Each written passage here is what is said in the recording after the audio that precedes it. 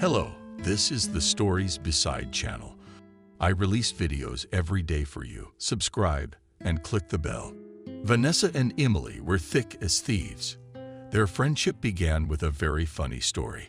Before Christmas, there was a school Olympiad in physics. Among the students of the class, Emily was an excellent student, exact sciences. It was hers. Vanessa, on the other hand, was barely scraping from. She understood absolutely nothing about physics. But since no one from the class agreed to go to the Olympics, their teacher sent her. Vanessa resisted with all her might, but the teacher was firm in his decision.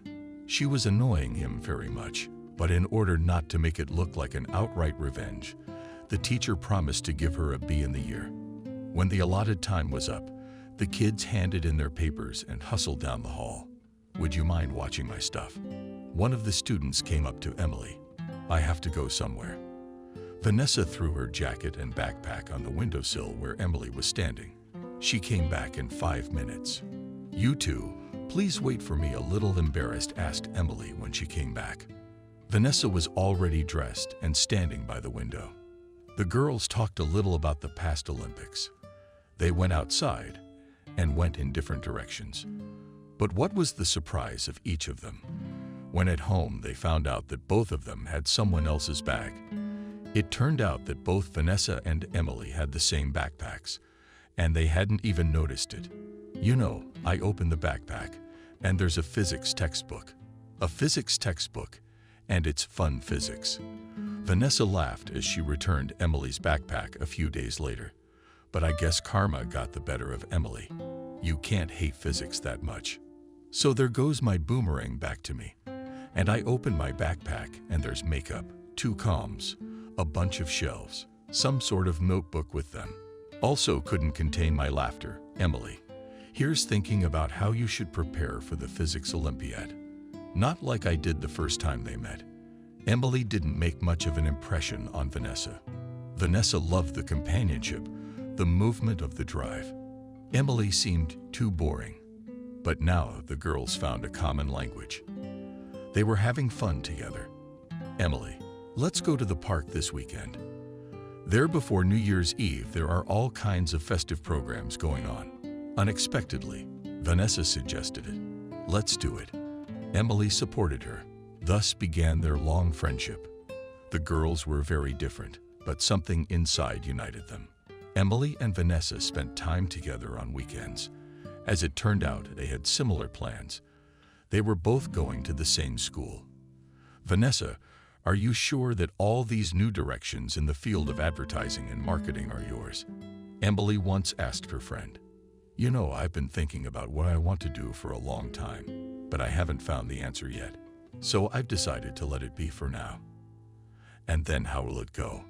Besides, there's not a lot of competition for these majors. And you know what my grades are, right? They won't take me to medical school." Vanessa laughed. "But as long as I can remember, I have always dreamed of biology.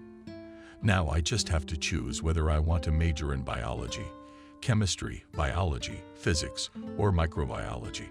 I haven't decided yet either." I'm sitting here in front of a future Nobel laureate, teasing my friend. "Vanessa, you just study. I'll make such a publicity for you later. Together, we're strong." Spring came, and there wasn't much time left before the exams. "I wish it would all be over already." Vanessa sighed, walking with Emily in the park.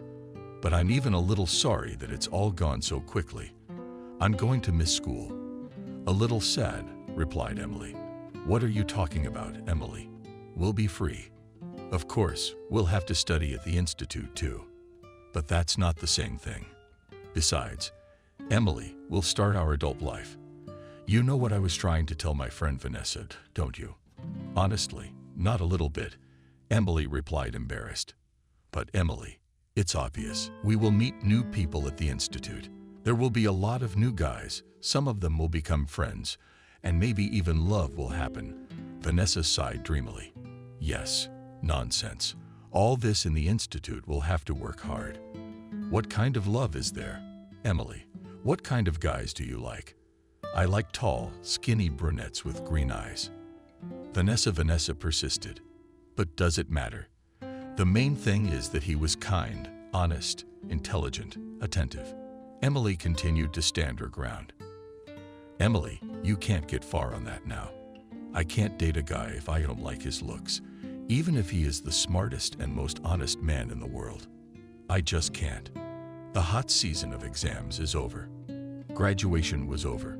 It was the beginning of July, and the girls agreed to meet at a cafe. Emily, am I glad to see you? Hugging her friend, said Vanessa. Vanessa. Emily looked at her with joy. How long have we not seen you? The friends discussed the results of the exams and then laughed for a long time, telling different funny stories about the graduation. Anyway, it was Helen's turn, and she, as you remember, was the star of our class.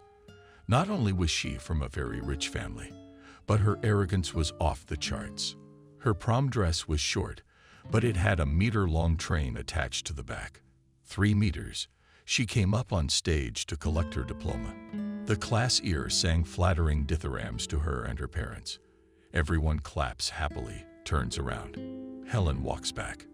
And here, the headmistress accidentally stepped on her plume. And Helen is standing there in a short skirt with her ponytail on the floor. It was so funny. Vanessa laughed, but it was more mundane. Trying to say through laughter, Emily, our history teacher, fell down, and by herself. It really was a boomerang. How much blood did she drink from us? Anyway, we sit down at the table after the awarding of certificates. And then we hear back. Look, the principal's under the desk. She's past her chair. Told Emily about her prom. The friends sat in the cafe for about 2 hours, animatedly discussing what was still important to them. Vanessa, we probably won't see you again soon. A little sad, Emily said. Why anxious? Asked her friend. We are going to the country until the end of the summer. We're going to clean up Grandma's house. After she died, my mother wanted to keep it, but now she's decided to sell it. It needs care. I'll learn from my mom. We won't have time for work. Besides, the village is so far from the city it takes almost a whole day to get there. Emily replied. I will miss you very much. She hugged her friend. Vanessa immediately hung up. She added my classmates and I have decided to go camping. The boys want to have a sleepover, but I don't know yet. Maybe this will be our last meeting. At the end of August, everyone will go to different cities. The summer flew by very quickly. Emily and her mom were finishing renovating her grandmother's house. Mom, did you like living in the country? Paint the doors with blue paint, asked her daughter. Emily. After all, then I did not know what life in the city could be like.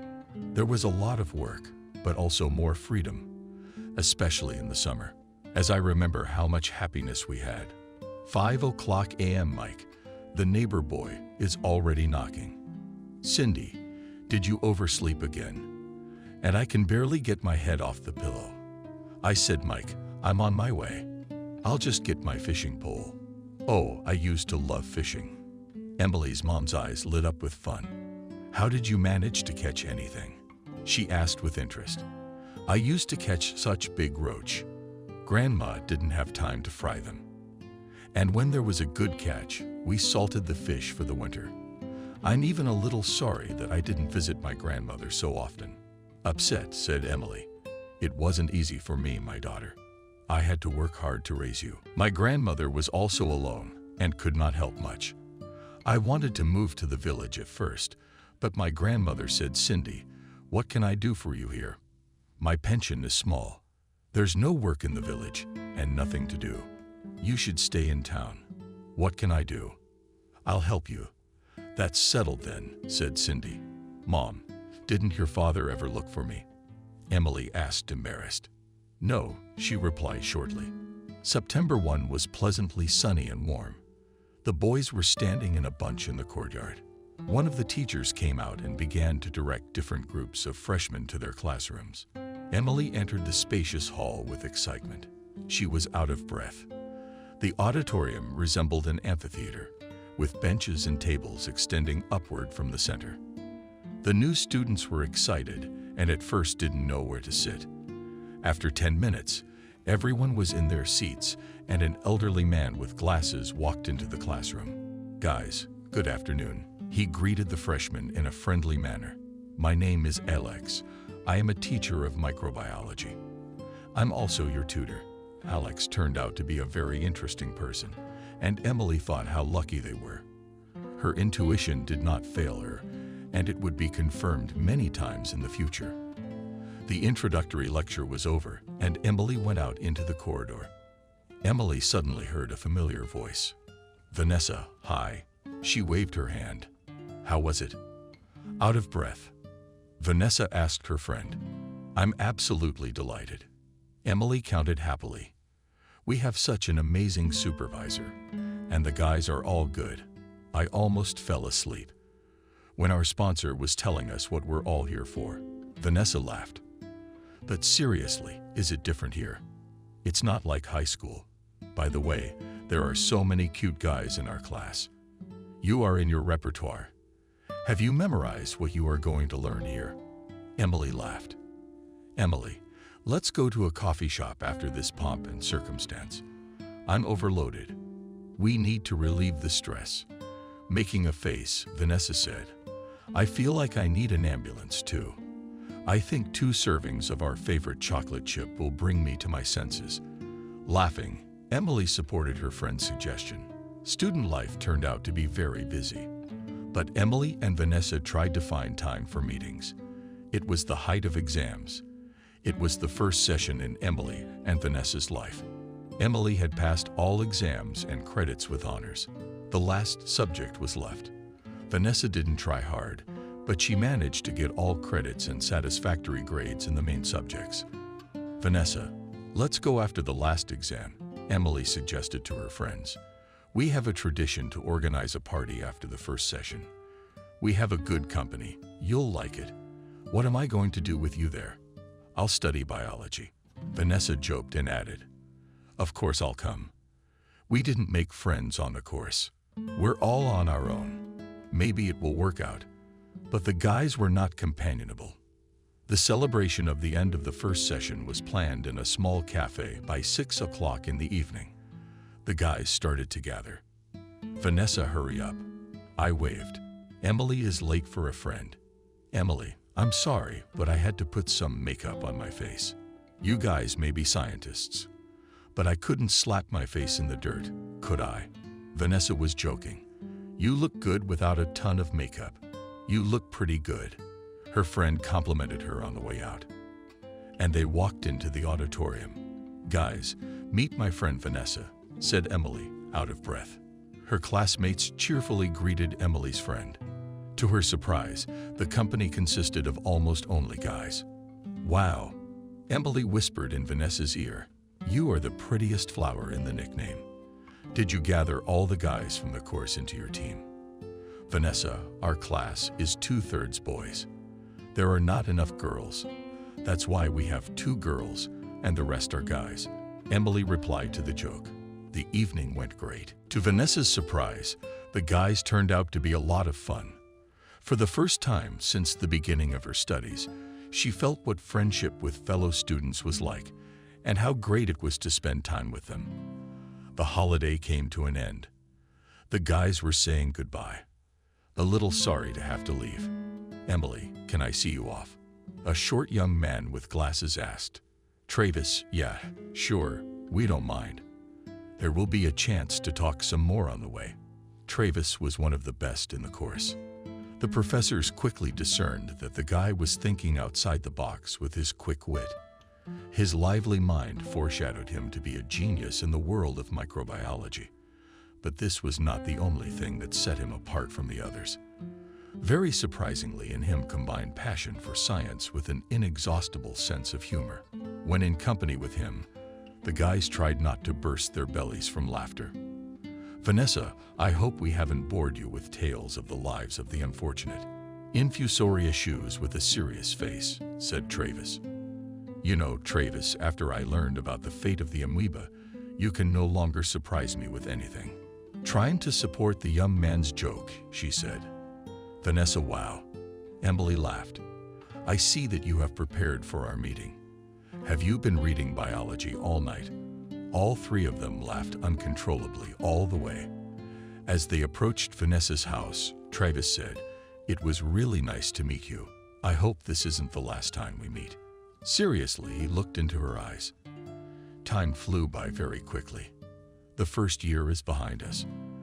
The summer session was over, and Emily and her classmates were going to celebrate its end at the Vanessa River. "The guys and I are having a picnic. It will be great. Come," Emily told her friend. "Emily, I'd love to. I even miss all of you already," Vanessa replied.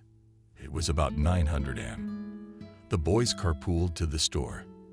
The girls were cooking under the shade of a large pine tree. A few of the boys stayed behind to prepare the kebabs for lunch. Everything was ready, and everyone was having fun. We settled down at a makeshift table, and then there were conversations swimming, songs to the guitar, and laughter. "How are you, Vanessa?" asked Travis, who was sitting by the fire with the girl. "I'm fine, Travis," she replied.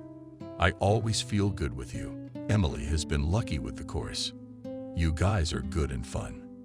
Vanessa stammered a little and said, "Travis, I really like you. As soon as I first saw you, I immediately felt like you were my person." Vanessa shuddered. She loved Travis, of course.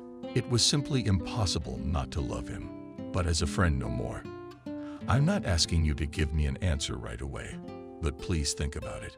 "I will wait," he answered and left her alone. The day came to an end. The guys started to get ready to go home. Emily said a little excitedly to Vanessa, "Travis suggested that I go out." Vanessa happily threw herself around her neck.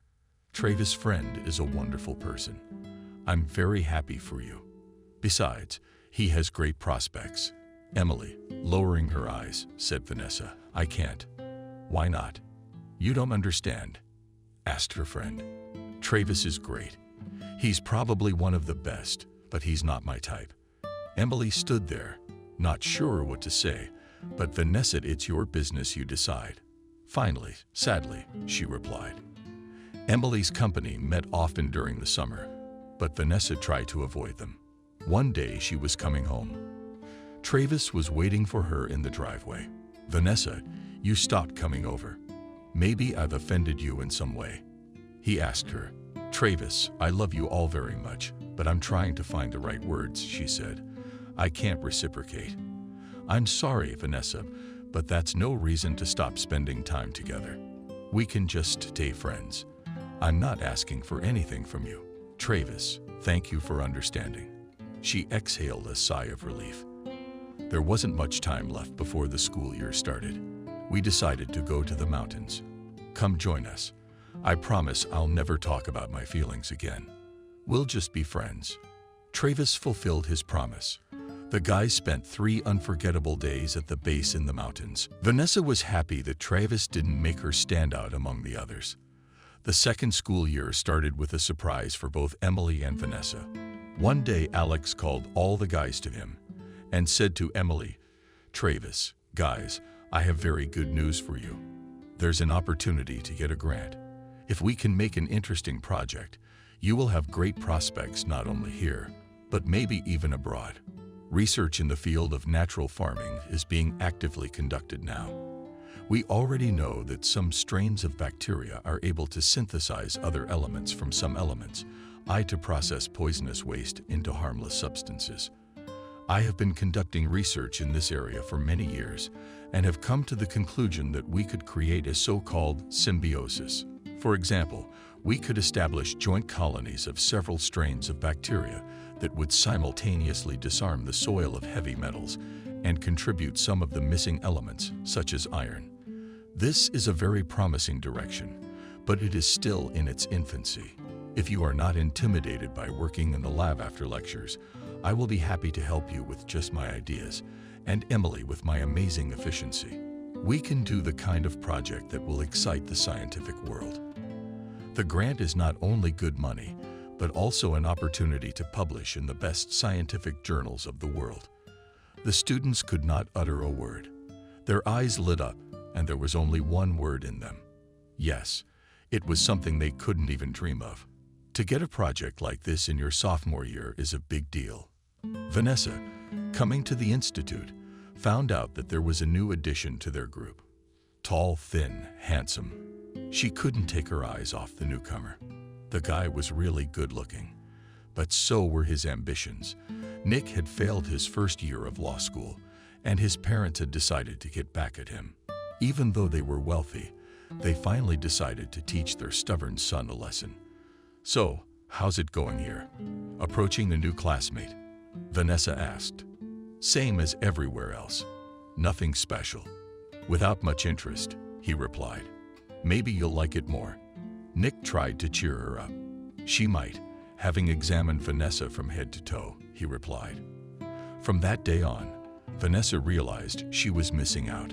Nick was the guy of her dreams. Even though he didn't have green eyes, it didn't matter to her anymore. She'd been watching him all through lectures, but she didn't dare to ask him to go for a walk together after school. One day after the lecture, Vanessa was walking home. Emily spent most of her free time in the lab, and they rarely saw each other anymore. She missed her a lot, but she realized how much her project meant to Emily, immersed in her own thoughts. Vanessa was walking down the street, and suddenly someone called out to her. She turned around and saw Nick. He got out of his car and walked toward her. "Walking, Vanessa?" "To start a conversation," he said. "Yes, a little bored." "Decided to walk around," she answered. "Can a girl like you be bored?" "A little flirtatious?" the young man asked her. "Imagine, yes." She encouraged his flirting. "I thought you have a bunch of fans with data like yours. It's hard to go unnoticed." Nick showered Vanessa with compliments. Vanessa, on the one hand, was happy with the young man's attention. On the other hand, she did not know how to behave properly, so as not to scare him off. Nick suggested that Vanessa take a walk together, and they wandered around the city center late into the night. "Well, I had a really good time with you," Vanessa said to Nick, driving her home. They got out of the car. "I wish you a good night, and I look forward to seeing you tomorrow at 7:00 p.m. at the cafe by the river," he said suddenly. "Okay," replied Vanessa happily, and she went home happily. It turns out she has a boyfriend now. Vanessa hardly fell asleep from the overwhelming feelings, as Vanessa once asked Travis Emily, "Travis, it's been so long since I've seen you." "I don't know," she answered, looking at something in the microscope. "She's good," he said suddenly. Emily broke away from her work and approached him. "Travis, and you will find your happiness. You'll see." She wanted to encourage Travis.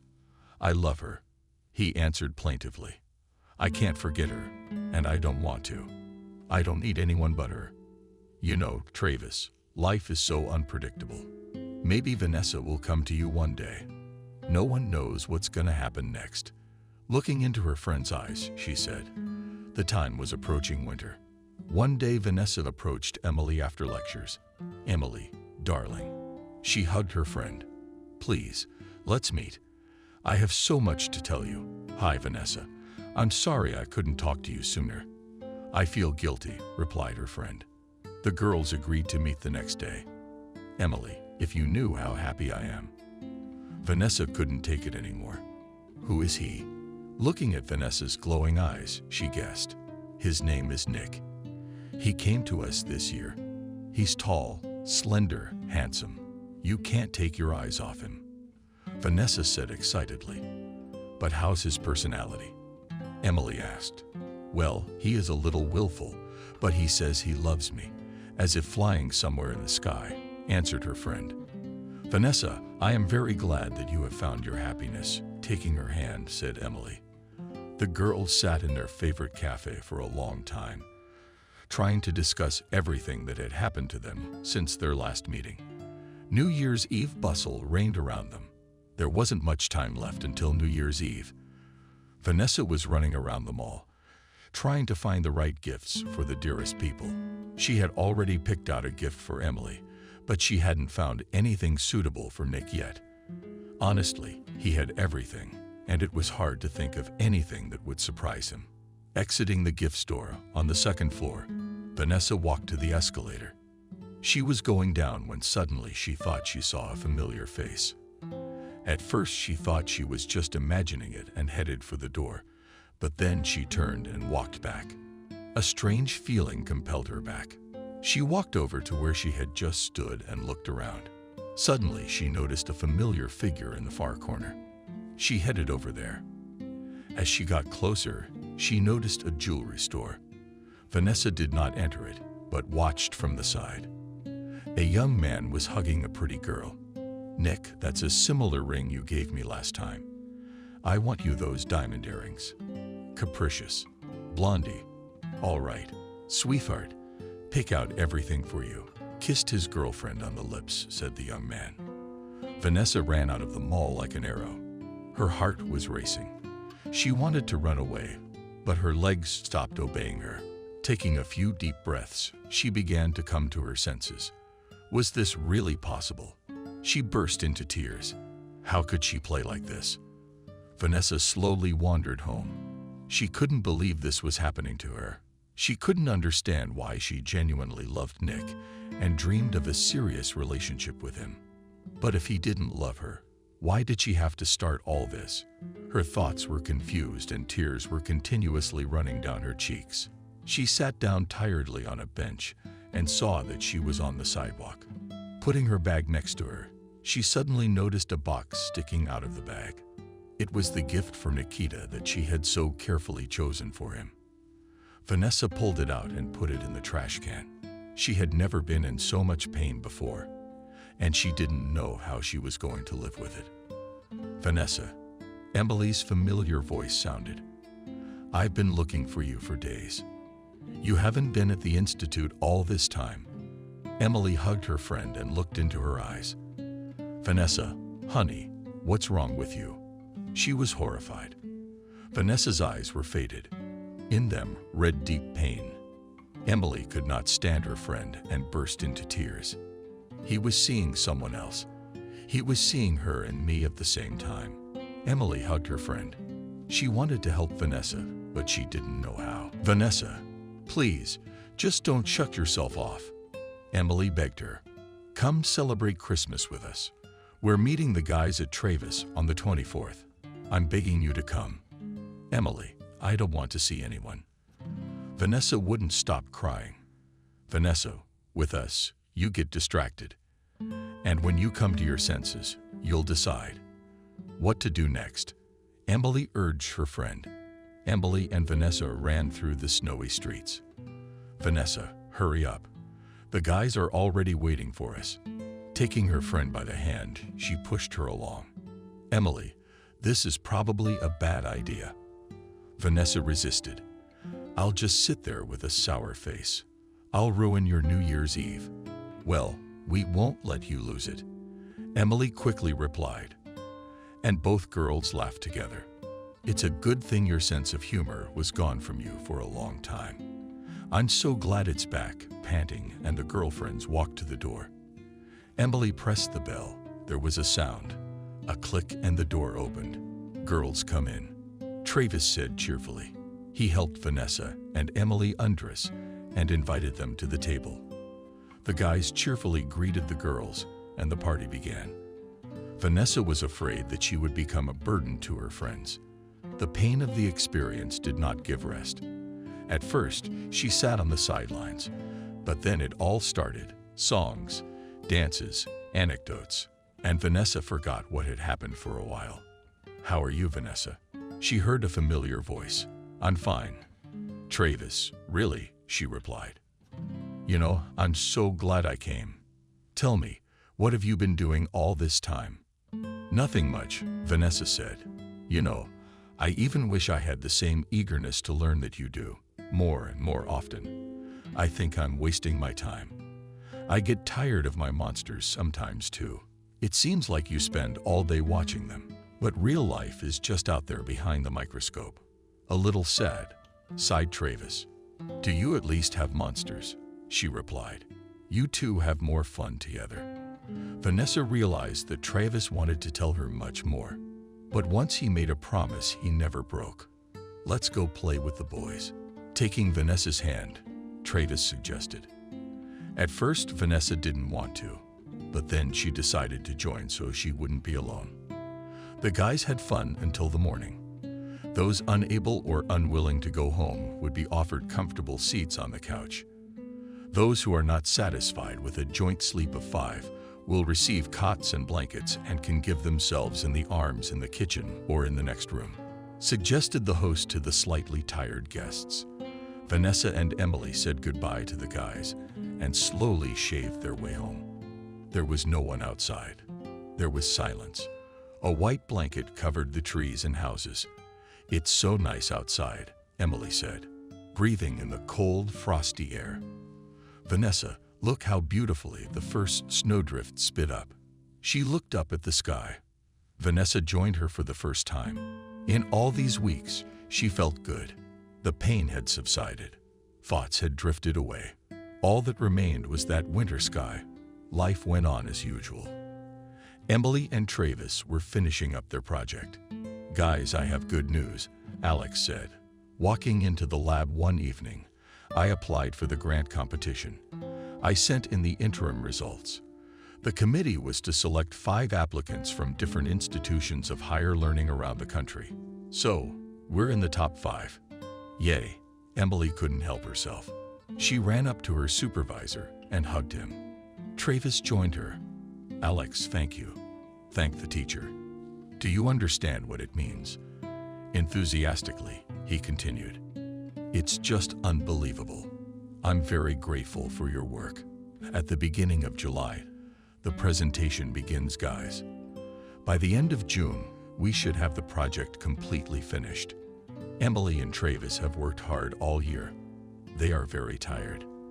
But the fact that they were among the 5 strongest projects in the country was already a huge victory. It was the end of May, and they realized that they had to take exams. But how could it all be combined? "I have more good news for you." Having read the concern on their faces, said Alex, "I talked to the rector of the institute for the fact that you took the 5th place out of 100 projects. He authorized the teachers to give you exams automatically." Alex ran up to the teacher. "Emily, thank you." "Oh, we love you guys. It's not every year we get students like you. In fact, it's very rare." A little tearful, he said. They hugged each other and stood for a long time, sharing their mutual joy. Vanessa gradually began to come to her senses. It helped that Nick's parents had decided to bring him back to their university after Christmas. He was no longer on her course. And since his university was in another city, they never crossed paths again. It was nearing the end of her 2nd year at the institute, and Vanessa realized it wasn't hers. She wanted her life to be like Emily's favorite major: fun company, reliable friends. Because of Emily's new project, they hadn't seen each other much this year, and Vanessa missed her very much. She felt like Emily knew what she wanted, and she longed to be like her. She was tired of splurging on little things and wasting time on things she was no longer interested in. The incident with Nick changed her. Vanessa had grown up a little, but she still didn't fully understand herself. Exam time came and she started to feel stressed. She wanted to get it over with as soon as possible and get some rest over the summer. Plus, she knew that Emily would be defending her project soon, and they would meet again. Emily and Travis were finishing up the last slides for the presentation when Alex walked into the office. "So, how are you guys doing?" he asked worriedly. "There are a few days left before we leave. We still need to prepare reports and rehearse the presentation. Let's finish the last pages." Travis took a break from the computer. "Travis, Emily, I want to be honest with you. There's a lot of competition. We may not win this grant, but there will be representatives from 2 very large foreign companies on the committee. They may offer us a partnership. I realize it's a long shot, but it's still a long shot. Your work is unique. It has no analogs, but Los Angeles has the latest equipment and good process graphics, so they can go for quantity over quality. Nevertheless, I ask you to prepare as if luck is on your side. Set up for the upcoming events by their manager. Not Emily, not Travis, never been to Los Angeles before. All right, let's cheer up." Alex cheerfully urged the boys out of the compartment. Now we're going to the hotel. We'll have breakfast. And then I'll tell you everything. Coming out of the station, Emily looked around. So this is what Los Angeles is like. She said out loud. Emily, we'll have time to walk around Los Angeles. Now let's go back. We need to get to the subway. After breakfast, the faculty students gathered in his room. So please gather your papers, change, and come downstairs. I'll be expecting you at 9. Don't worry, there will be an interpreter present. So don't worry that the foreign guests won't understand you. All right, guys, time is of the essence. Let's go. The hotel wasn't far by metropolitan standards. It took about an hour to get to the main building. My God, I'm on the Sparrow Hills. Emily muttered enthusiastically to himself under his nose. Emily, not lagging behind. Alex was also pushing her along. They went up to the right floor, and Alex asked them to wait. Nothing has changed here. When they came back, he said. Yes, I did, he sighed. Why didn't you stay in Los Angeles? Emily asked. It's a long story. I'll tell you later. But in short, I was unlucky with my supervisor. Oh, Alex, hello. How many years? How many winters? Suddenly, there was a voice behind them. Frank, opening his arms for a hug, said Alex, I see you probably brought your kids. He was curious. With a head like yours, it's a pity that everything turned out like that. I don't regret anything. Now I give all my knowledge to them. They are my everything. The leader pointed to the boys. After a little talk with his former classmates, Alex led the boys into the spacious hall. Other delegations were already in place and preparing for their presentations. Emily, how do I look? Asked Travis, tying the tie around his neck. Good, she answered quickly. Emily, okay. That's no good. It should be like the Oscars. Travis, it's always funny with you, even when it's really scary. She laughed nervously. Guys, don't worry. Take your mind off it. Imagine that in a couple hours we'll be sitting in a nice restaurant. Order whatever you want. I'll pay to support the students a little, Alex said. Then I'll have an authentic Italian pizza ordered by Emily. And I can have fugu, please, not even peeled, said Travis. Travis, what are you doing? It's poisonous. Laughing, asked Emily. Well, that's right. As they say, see Los Angeles and die, he said nervously.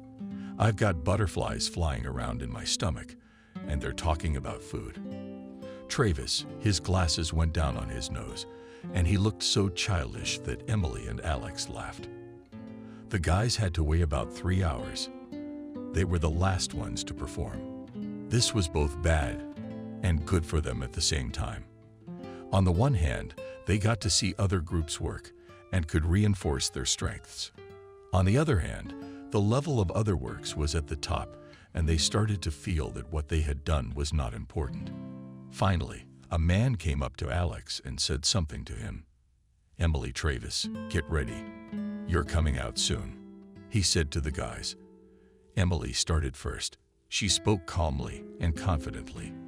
Her melodious voice developed throughout the hall. She looked directly at the members of the committee, as if she was trying to convince them of something. Then she was replaced by Travis. He set the accents very competently. His arguments were strong and unmistakable. How does he look like me? Alex thought. I hope he will be luckier than me. The presentation ended and the meeting began. Everyone waited in silence. After about 20 minutes, a man came on stage. Thank you all very much. You have done a very good job. But unfortunately, we can only award one grant. So the winner is Adam from UCLA. Suddenly, there was some noise. The moderator approached the panel. It seemed like an eternity ago when he came back on stage. Dear friends, we don't usually break our own rules, but our partners at the University of Texas and Natural Farming Products Corporation want to award another grant. It will be somewhat smaller in scope than the main one. However, it will have the same important scientific research value. So the big grant, let's call it that, goes to Adam from UCLA, and the small grants go to Emily and Travis, from CSUS State Institute. Yay! The guys shouted, hugging each other. Alex couldn't hold back the tears. Emily, Travis, how happy I am for you. And then, of course, there was the restaurant that night. Emily got her coveted pizza, and Travis didn't take any chances with fugu and ordered sushi. The guys, along with the leader, spent a few more days in Los Angeles. Alex showed them all the interesting places. It was their last day in the capital.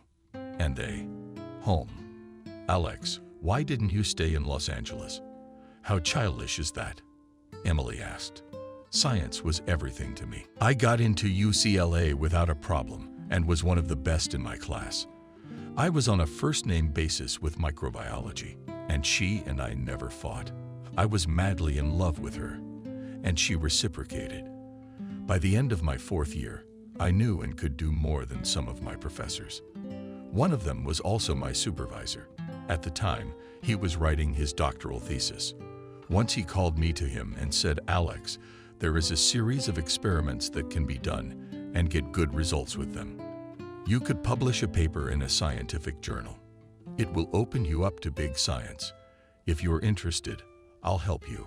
You're a smart guy, and you can do the experiments easily. Of course, I agreed. It took me 6 months to finish my series of experiments. And indeed, the results were amazing. I discovered some strains of bacteria that were capable of what's called cold fusion. That is, they could synthesize another substance from one substance. Encouraged by my success, I gave all my materials to David. He promised that by the following September my article would be published. But as it turned out, he printed the article under his own name.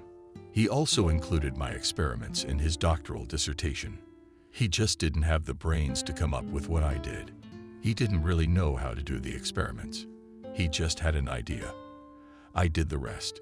When I came to him with questions, he replied succinctly, if you want to graduate from UCLA, you keep quiet. If you talk too much, you'll be expelled in your 5th year. I'll find out why, won't I? Trust me. And just like that, all my dreams were crushed. I finished university and defended my diploma. David had a stroke shortly before I left, so I had nothing more to hide. But it was too late. All the places had already been allocated, and I went home. I'm sorry, upset, Emily said. It's all behind me now. But now I have you, and I am sure that together we can do a lot of things. Looking over Emily's shoulder, the teacher replied. The guys returned home as heroes. The whole university was discussing their victory. Emily and Travis recovered a little. They'd really wanted to gather their friends and thank them for their support. Vanessa, honey, hi. Emily dialed a familiar number. Emily heard her friend's joyful voice. How glad I am to hear you. Vanessa, we're meeting with the guys at our place by the river. Come on Saturday, I'll tell you all about it. I invited Emily and Vanessa. The guys organized a picnic lunch. They were having fun discussing Emily and Travis on the trip to Los Angeles. Suddenly, some guy came up to them. I thought you weren't coming. Jumped to his feet, Travis. Friends, may I introduce you to my cousin so to speak, he said theatrically. Peter, without waiting for Travis, said tall brunette with green eyes. But here he took and spoiled such a performance. Travis said, offended, oh well. Peter, come on in, Peter. By the way, I was born here, but then they moved. So you don't give up much here. Interesting young man in Emily's ear, whispered Vanessa. You've got one thing on your mind again. She laughed at her friend. The party was successful, and the guys were tired and went home in the evening. Vanessa caught up with the departing girls, Travis girls. How about next week with us? I don't mind. Vanessa answered quickly. Travis, you can't have a vacation with you. Emily protested. Emily, isn't swimming, sunbathing, and talking nonsense a vacation? Travis looked at her sternly. Besides, you and I have been working hard all year. I've just been traveling. Emily understood what Travis was talking about. She too missed the company and friends. She just wanted to talk about something other than endless bacteria stamps. And she said yes. Travis had his favorite place on the Volga, and he intrigued the guys. "I'll show you such places," he said mysteriously. "You've never even heard of them." Emily's mom was very pleased with her daughter's progress. How much work had she put into her? And the girl grew up, determined and intelligent. "You should know what kind of daughter you have," she said to someone in the void. It had been so many years, but old wounds didn't want to rekindle moms. Emily said as she opened the door, "I'm going to Vanessa's now, and then the boys and I will go to the river." "Emily, you be careful out there," concerned Emily replied to her mother. "Don't swim too far." "Mom, we're sitting on the shore. Maybe we'll take 2 dips and then go back to shore to chat." Cindy calmed her daughter down. Emily and Vanessa arrived a little early so they could talk. "Emily, how do you like your brother Travis?" Vanessa asked with interest. "He seemed like a normal guy," she replied. "What if he liked you?" she continued. "Vanessa, what kind of a stupid question is that?" Emily looked at her. "I'm not going to be interested in guys at all right now. Travis and I have worked so hard to get our project done. And now that we've won the grant, we'll definitely be sleeping in the lab. Ladies, this is for you." Suddenly, there was a familiar voice behind me. Travis handed the girls ice cream. "Travis, hi." Emily and Vanessa said hello. "Are you alone? Your brother isn't coming." A little upset, asked Vanessa. "How could he? If he said so, he means it." "Emily, look at your watch. I bet he'll be there at 10 sharp." The big hand was already approaching 12. How did Peter look ahead? "I hope he's not late," he said, a little embarrassed. "You are a clock," Vanessa said in surprise. "It's exactly 10 o'clock. I told you he's a man of his word. If he says it, he'll do it. And if he doesn't do it, then he'll have to pay the whole fare for himself and me." Travis laughed. "Well, not so many times I've been wrong." Peter excused himself. "Would you like to take my hand?" gallantly offered Vanessa Travis. "I think I would." She supported him. Travis and Sveta went forward. Emily was a little embarrassed. She didn't know Eugene at all. As it turned out, he felt the same way. "You and Travis are great." Not boldly, he began. "Yes, there is no miracle here.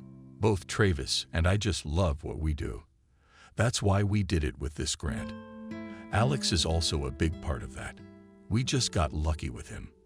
And Emily was a big part of the conversation. "I wanted to become an artist, but it didn't work out. Now I'm graduating from the Faculty of Economics. And why didn't you succeed as a painter?" asked Emily. "I finished art school, entered the school, but in the 3rd year my mom died and I couldn't go on." Lowering my head, said Peter, "Please forgive me. I didn't mean to." No, it's okay. It was my decision. My father never reproached me for anything. On the contrary, I have a mom, but no father. I understand your sadness. Of course, I love my mom a lot, and she's done so much for me. But I'd like to see my father just once. And you don't resent him?" Peter asked with interest. "You know, Peter, things can happen in life. You can lose everything today and find more tomorrow. No one knows what should and should not happen. I have no grudge against my father. He left because he had a reason to. Yes, he could have been wrong, but it wasn't obvious to him at the time." "Didn't you want to find him?" asked Emily Peter. "I did, but Mom won't say anything about him." Emily was unusually frank. Finally, the boys came. The place was really beautiful. "What kind of pictures could be painted here?" Peter said admiringly. "So you're an artist?" Vanessa asked him. "No, I just drew a little when I was a kid," he said, embarrassed. "Guys, there's more. Come with me." Travis called after him and disappeared into the thick grass. They followed him. Quietly. "Look," Travis pointed his hand ahead about 30 meters away from them on a small island where swans have settled down. The couple had already had a couple of babies, and the yellow cards aren't smart. Swinging back and forth behind their mother. "How beautiful are they?" Emily whispered in delight. and the little ones are wonderful. I wish I could catch one and pet it. No, Emily, you can't catch one. They then become very aggressive and start to attack, whispered Travis in response. You can only look at them from a distance at 6 swans. The guys settled down on the shore. The sun baked mercilessly and sparingly. Several times they moved into the shade. Do you know why I want to become a microbiologist? Unexpectedly, Travis asked. Can you live without your bacteria monsters? Answered Emily with a question. That's certainly true, but I'm serious. I want to do something for people. I don't want to do something pointless. What I'm doing will do some good, even if not now, but in the distant future. Jack, what do you think? It's hard for me to say because I realize I'll never be in economics. I'm just not as strong as you and I quit halfway through. I really regret it now. I probably couldn't do something I wasn't passionate about either. Yeah, Travis, you're right. If there's no benefit to the common good, then what's it all for? Living only for yourself. What's the interest in that? Emily spoke up. The guys looked questioningly at Vanessa. I have nothing to say to you. I still haven't found myself. What was important before doesn't attract me now. I realize that my studies are a dead end. But where to turn? I don't know. With a deep sigh, Vanessa answered. They had all grown up a lot in the last few years, and talking about serious topics had become more and more common. They only noticed that they had talked all day when the sun began to sink. Emily, let me help you, Peter said, rolling up the hiking blanket. He squeezed it with all his might so Emily could slip it into the bag. Suddenly, Emily stood up abruptly, and her hand slapped Peter in the face. Peter, please forgive me. I was accidentally scared for him. She's really hurting you.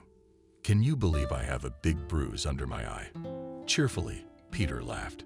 Then he took Emily's hand and said seriously, it's okay. Emily, it doesn't hurt. Emily felt like she was drowning in his green eyes. She shuddered and pulled her hand away. Well, okay, Peter, I'm sorry again. Can't the two of you handle one old blanket? Travis laughed at them. Should we call for help? Everyone laughed and happily went home. The 4 of them met up often and had fun the rest of the summer. Travis was glad that he had the opportunity to see Vanessa. There had been a change in Peter, too. Travis, do you like Emily? I mean as a girlfriend, not as a friend. He asked Emily once.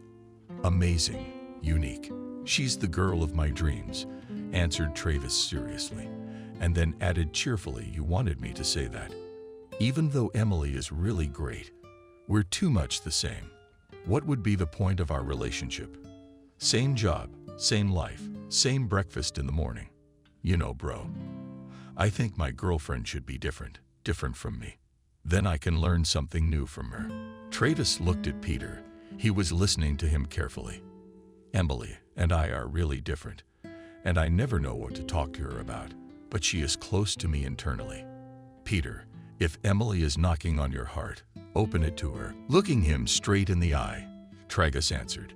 Emily didn't understand why, but she plowed on like a butterfly. She thought it was because she and Travis had won the grant, but their frequent meetings with Eugene hinted at something else.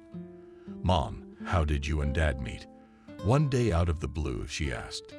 Cindy at first wanted to avoid answering, but then she said it was nothing special. Emily. It was May. One day after work, I wanted to go for a walk. Suddenly, it started raining. Some hid in the nearest cafe. Some rushed to the bus stop. In general, everyone ran for their lives. I, for some reason, ran to a big tree. I'm standing under an old oak tree thinking about how I can get out of here. You probably didn't get away in time either. Suddenly, a strange voice startled me. I turn around and I'm not alone under the tree. There was another guy standing under it. Yeah, we're unlucky, I said to him. The rain was still falling, and I thought I'd be soaked to the skin. But the stranger assured me 3 minutes, 5 minutes at the most, and the rain would stop. Of course, I didn't believe him. But what was my surprise when exactly 5 minutes later the rain stopped? Did you get a call from there? I laughed. No, He answered briefly. I can just sense time. We walked with him out onto the sidewalk, but I didn't feel like going home. We wandered through the wet puddles, and I felt the happiest. When he said goodbye, he just said, I often walk here on weekends. If you'd like to join me. Emily, breathless, looked at her mother. For the first time in her life, she was talking about her father. The daughter had so many times pictured her father as some kind of scoundrel, and had already forgiven him for it many times. But it turned out that Emily, her father, was a good man. She wanted to hear more about him. Mom, so you guys got back together? Yeah, it's been a rough week at work. I even forgot the stranger. I used to love going to the park on the weekends, so on Sunday I decided to take a walk. It was hot. I sat down on a bench in the shade, maybe frozen. Suddenly, I heard a noise. I turned around and saw a stranger with ice cream in his hands. I saw you and decided to come over. Do you mind? He asked me. And I really didn't mind. And that's how we met. Emily wanted to know as much as she could about her father, but Cindy suddenly cut the conversation short and walked away for as long as she could remember. She had always wanted to meet him. And now he was even closer to her.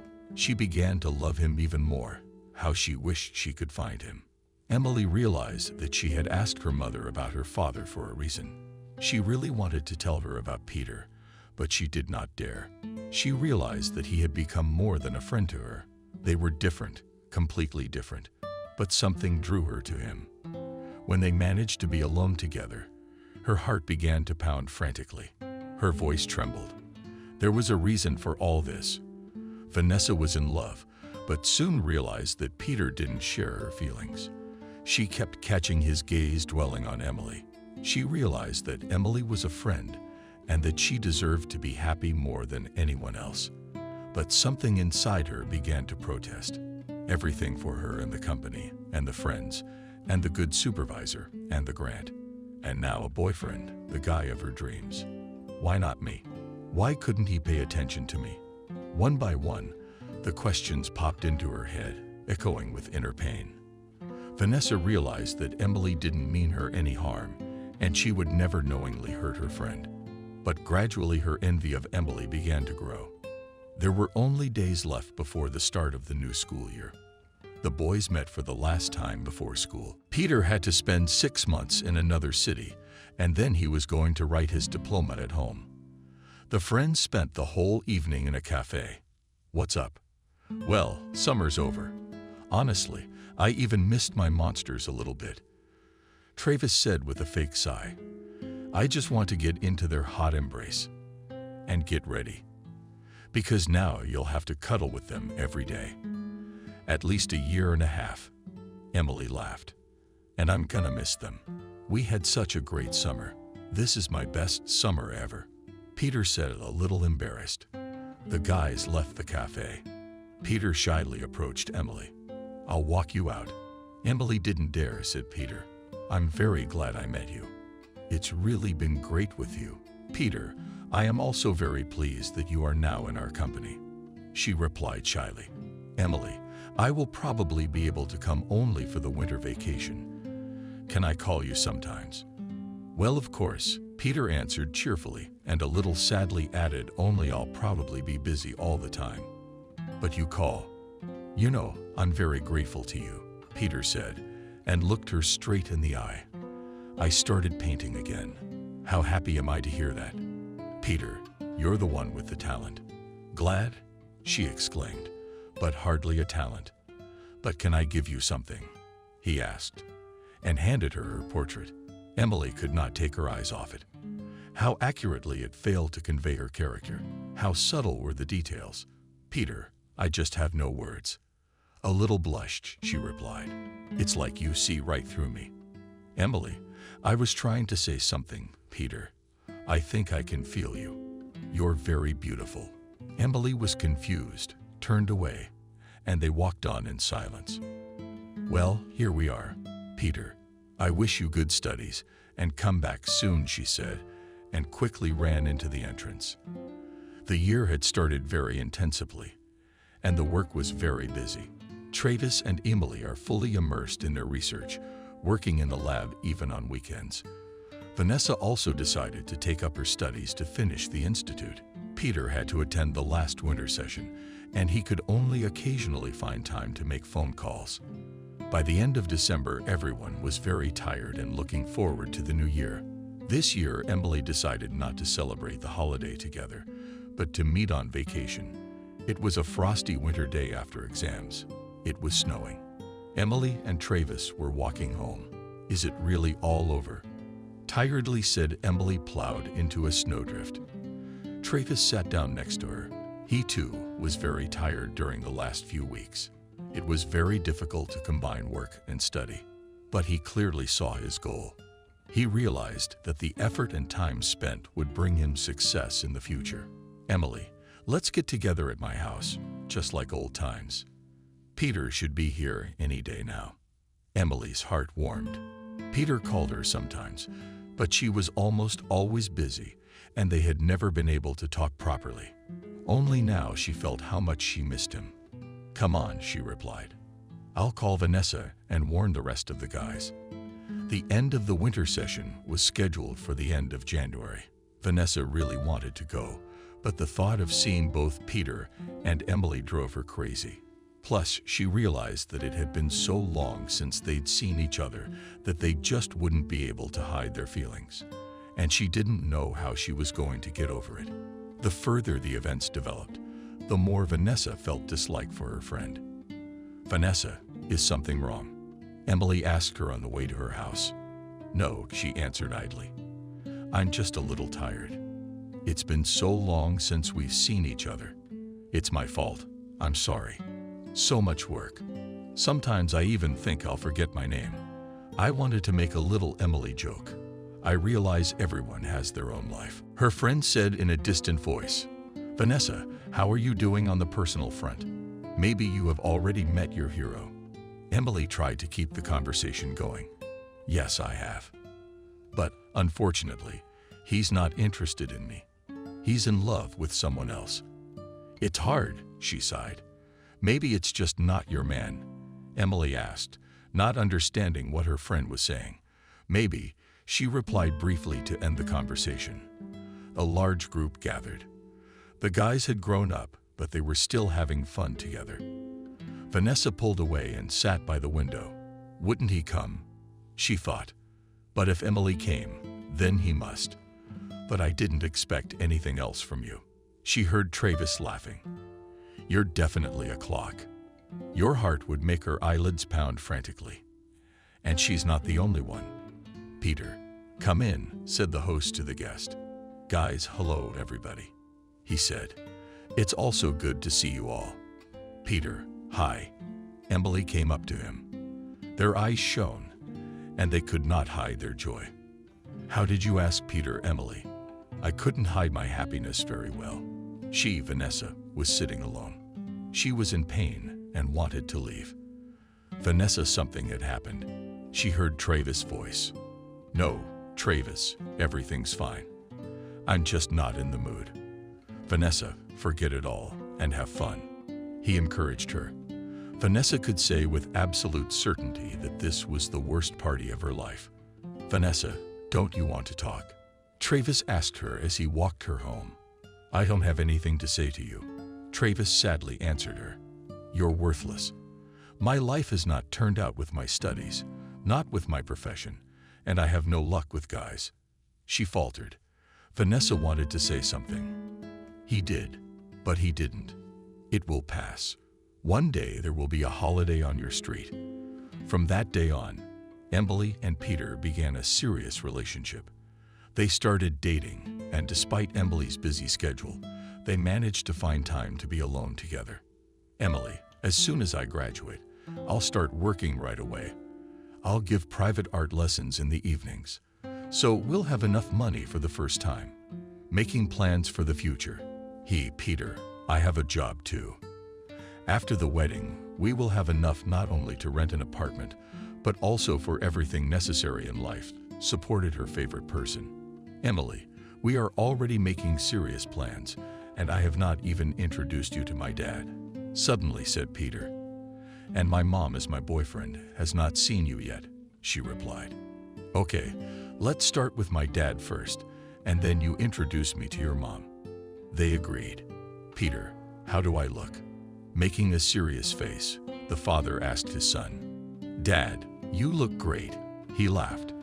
Emily is so simple that even if you stop in front of her in one robe, she will still love you, but it seems so to you. And I want to surprise my future daughter-in-law. Peter's father wouldn't stop. I heard the bell ring. It's Emily. Are you ready? He asked. Open up. Taking a deep breath, said a smartly dressed man in his 50s. Emily. Come in. Heard from the door. It had been a wonderful evening. Peter. Father turned out to be a lot of fun. He kept telling all sorts of stories, keeping the young people entertained. I wish I had a father like that. Emily's mind raced. You know, Emily, I'm from Sacramento too. This is where most of my life has been, said Kevin. A young girl. Maybe you know my mom too. Suddenly, she asked Fedorov Cindy. Kevin turned sharply pale. Something familiar, but I'm sorry. I don't remember, Emily. Standing up from the table, he said, Dad. What's the matter with you? Peter asked him. The youth is well with you, but I think it's time to leave you alone. Quickly, Peter's father walked out of Peter's apartment. Kevin walked slowly down the stairs. His legs wouldn't obey him. How could this be possible? How has she grown since the last time I saw her? He mumbled, not wiping away the tears running down his cheeks. The past came over him and swept him away. I'll never forgive you. Slamming through the door, she shouted. Please, let me explain. You've got it all wrong. Demanded with his fists at the door young Kevin. Trying to get through to her. It had been so many years, but he still remembered her the same way. In fact, she had never left him. She lived not only in his memory but also in his heart. If only you had listened to me then, he said to someone, looking away. It was the middle of July. Vanessa was slowly taking along the pavement. Lately, she had found it increasingly difficult to stay in the company of friends and wanted to be alone. The unconcealed happiness of Peter and Emily made her very angry. How is she better than me? Why did he choose her? She said angrily. After all, he is not suitable for her. Why didn't she choose Travis? Then everyone would be happy, Peter and me and her. Lately, envy had been choking her, and she wanted Emily to feel bad. Some kind of obsession had taken over her, and all her thoughts were about getting back at her. She stole my happiness. She ruined my life. Screamed a voice in her head. She must be punished for this. She must give me back what doesn't belong to her. Vanessa had lost control of her life, and the only thing she wanted was to get Peter at any cost. It was a hot summer evening when Peter came home. Hello, Peter. He heard a familiar voice. Vanessa, hi. He was surprised. Peter, I need your help. Please, I want to make a birthday present for someone. Can you paint my portrait?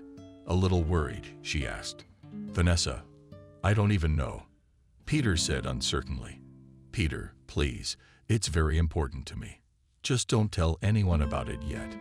Not even Emily, she begged. All right, he agreed. Vanessa's parents went away for a week to the country, and she invited Peter to come over on Thursday. She was showing off in front of the mirror very well. Vanessa looked stunning, and when Peter rang the doorbell, he was even a little embarrassed. Vanessa posed happily in front of the young man.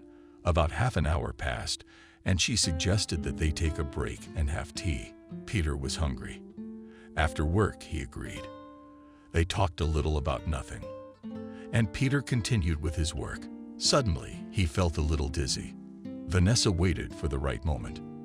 Vanessa, what amazed, he asked when she took off her clothes. I've been waiting for you for so long. I love you. She walked over to him and hugged him. Peter couldn't understand what was happening to him.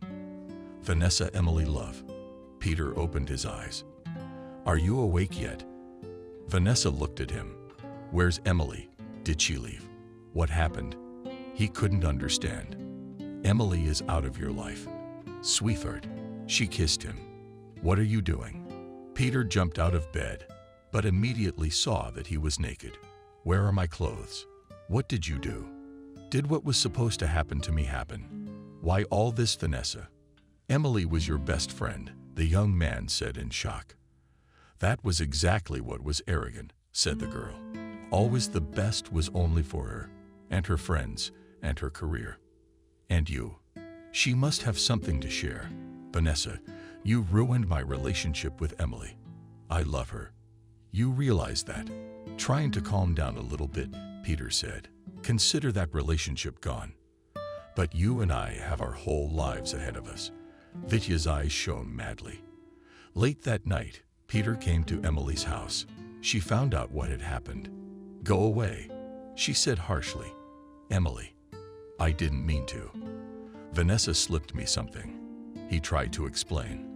"Peter, go away and please, forever," she replied shortly. Emily sobbed for 3 days. She wouldn't even leave her room. Emily couldn't stand her mother. "Maybe you're wrong. He didn't mean it, and he was on some kind of medication." "Mom, it doesn't make any difference. I'm not excusing Vanessa, but he's a man. Please leave me alone. I want to be alone." Through tears, the daughter replied, "You know, Emily, I once rejected your father like that," Cindy said with her eyes down. "How many times he tried to talk to me and explain everything, but I was too proud. How do I regret it?" Emily calmed down a little. "What happened? Kevin and I were very much in love," she began. "After our first meetings, I immediately realized that I was in love. Kevin also reciprocated. 6 months passed, and we decided to get married. I remember that day very well. I came out of the atelier. They were making me a dress for our wedding evening. I was overflowing with happiness. I wanted to go for a walk. I was walking along the sidewalk, and suddenly through the trees I saw a familiar figure. I looked closely and saw Kevin. He was walking under the arm of a young girl, and she was pregnant. In fact, it was obvious that she was about to give birth. Suddenly they stopped. He took her by the shoulders and hugged her. I don't know how I ran home then. To be honest, I had suicidal thoughts, but I knew I was pregnant. That's what saved me. When Kevin came over that evening, I chased him away. For almost 3 months, he tried to talk to me, but I was adamant. I rejected him. The last time we met was by chance. You were about 8 years old. We were walking in the park. It was a day off. Suddenly, I felt someone looking at us, and I saw him. He wanted to come over, but I took your hand, and we walked away. Mom, did Dad know about me?" Emily asked with interest.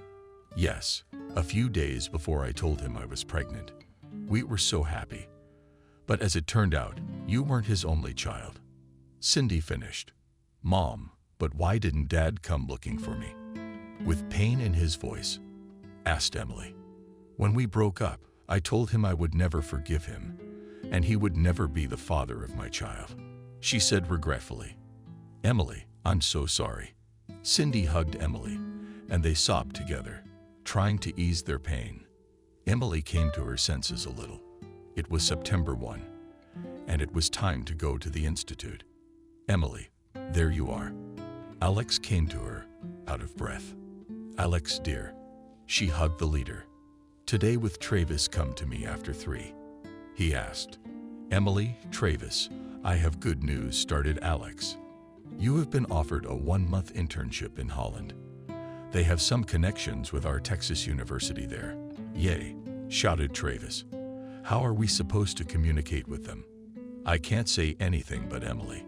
Emily English will do a little later. In the meantime, we will have a translator."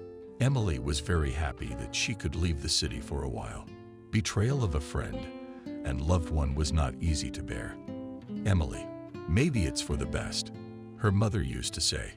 "Distractions will calm you down, and you'll come home with renewed vigor." After a few days, it began to dawn on her that Peter would never be with her. After what happened, he just disappeared. Travis said he left. He was offered a good job in another city. "What have I done?" Vanessa sobbed, looking at herself in the mirror. Emily would never forgive me. How could I do this? I mean, I knew Peter didn't love me. Her heart was breaking. The pain was intense, and she didn't know what she was going to do about it all. Meanwhile, Emily and Travis were studying in Holland. It was a total delight. They worked on the latest equipment, traveled to testing stations, and visited several Dutch universities. It was fantastic. Emily spoke to Travis in amazement as she looked at the test site itself with ethnic bacteria. That's the scale of it. Yes, I'm shocked myself. Just look at the original soil sample, and after repopulating with bacterial strains, she pointed admiringly at different areas. Travis, this is something amazing. Emily and Travis decided to go for a walk around Amsterdam. Emily, did something happen with Peter? Didn't you dare? Travis asked. She shuddered. Travis, I don't want to talk about it. You were so happy and suddenly. Well, okay, I'm sorry, he replied. They walked around the city in silence. Each was thinking about something different.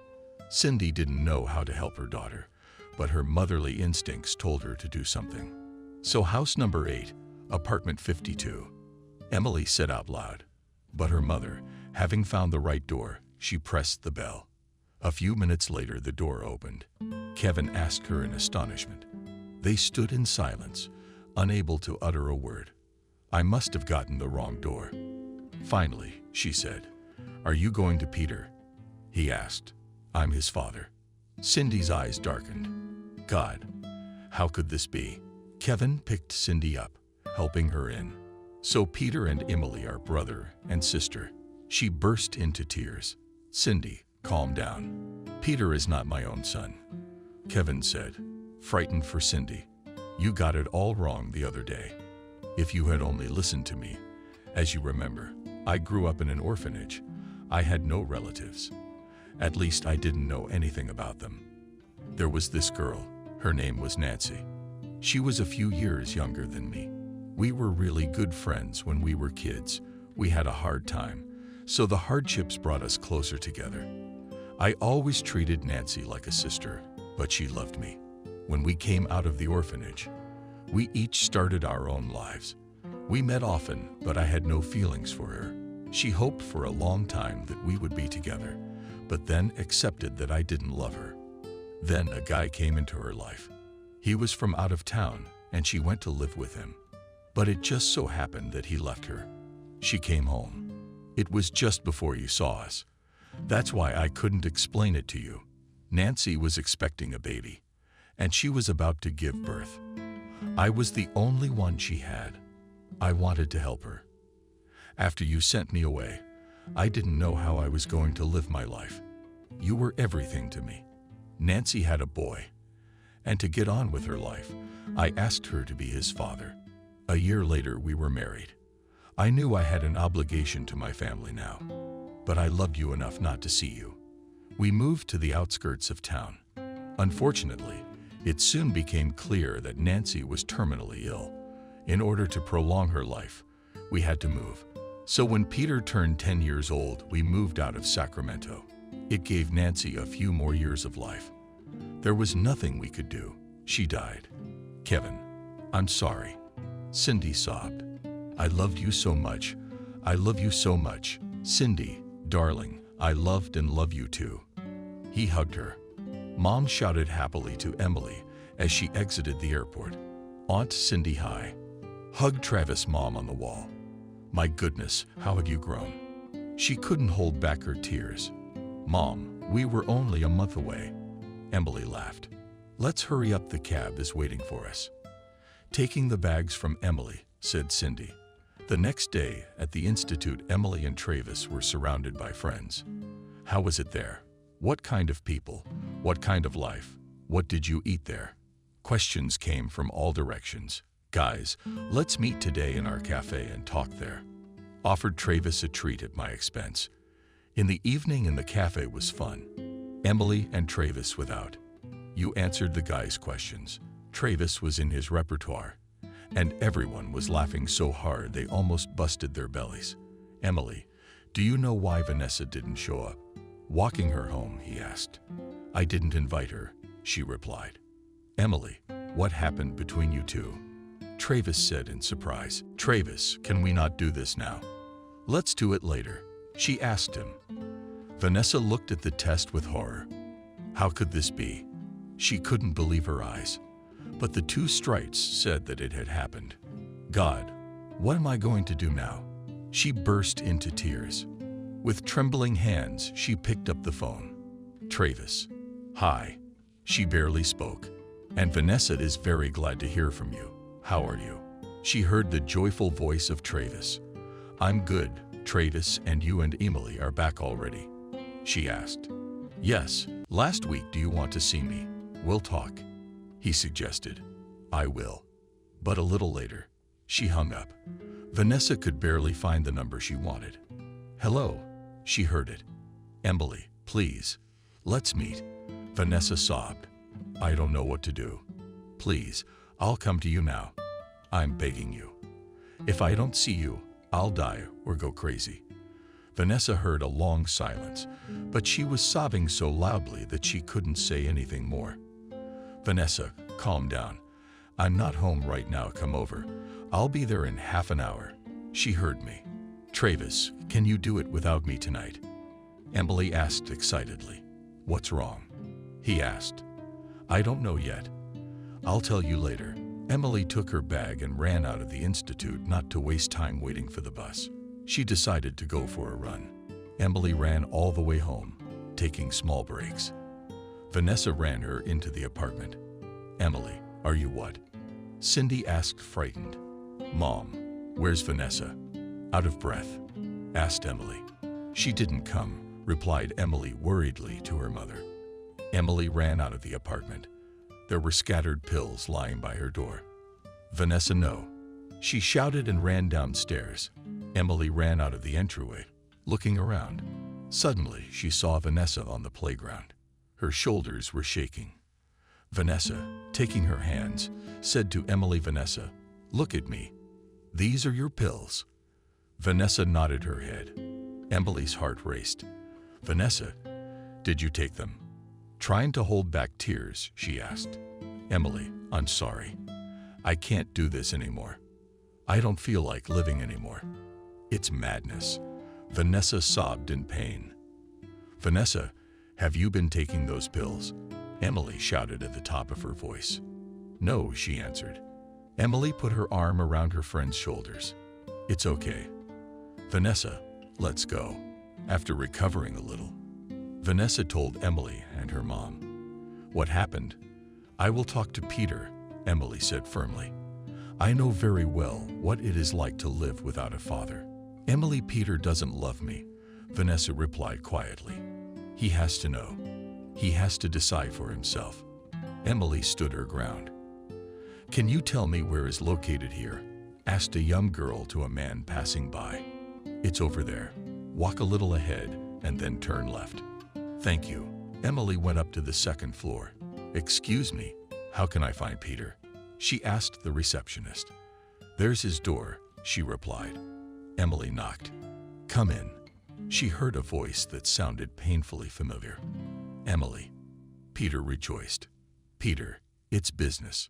Please, we can talk. It was lunchtime, and they went to a small cafe. Peter was shocked by what he heard.